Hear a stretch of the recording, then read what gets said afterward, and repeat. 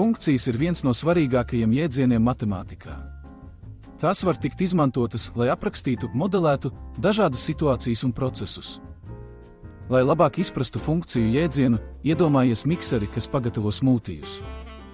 Šeit mikseris ir kā funkcija, kas sastāvdaļas, piemēram, ogas un jogurtu, noteiktā veidā, maļot, panākt citu rezultātu – smūtiju. Matemātiskā funkcija ņem vienu vai vairākas vērtības, sastāvdaļas un noteiktā matemātiskā veidā, atņemot, saskaitot, reizinot un tā tālāk, pārveidot tās par jaunu vērtību, rezultātu. Lineāra funkcija ir vienkāršākais funkciju veids, un tā ir tieša proporcija starp diviem mainīgajiem.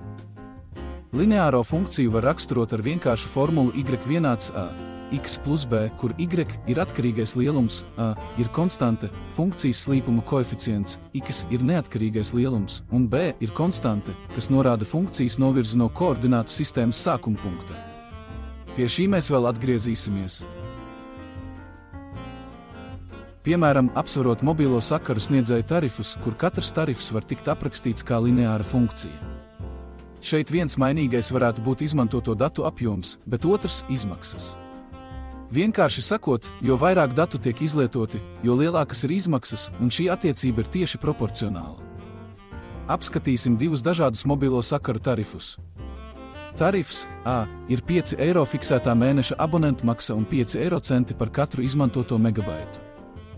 Tarifs B ir 10 eiro mēneša abonentu maksa un 3 eiro centi par katru izmantoto megabaitu.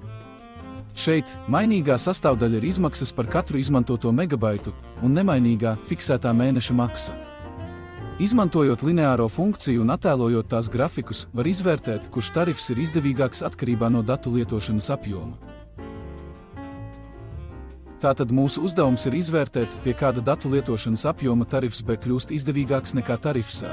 Pieņemsim, ka X ir datu lietošanas apjoms megabaiti.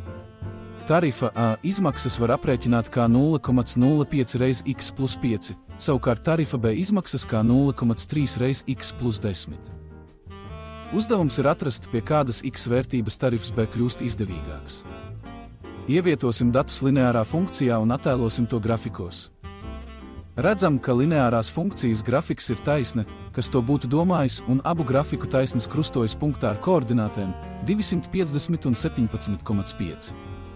Šeit ir uzskatāmi redzams, ka tarifs B ir izdevīgs gadījumā, kad tavs megabaitu patēriņš pārsniedz 250, bet ja tavs patēriņš ir zemāks, izdevīgāks ir tarifs A. Lineārā funkcija ir pamats daudzām sarežģītākām matemātiskām koncepcijām.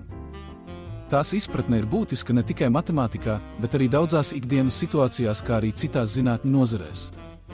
Tāpat, apgūstot lineārās funkcijas, tu būtiski uzlabosi savas algebras zināšanas, kas ir svarīgi gan akadēmiskajā, gan profesionālajā attīstībā.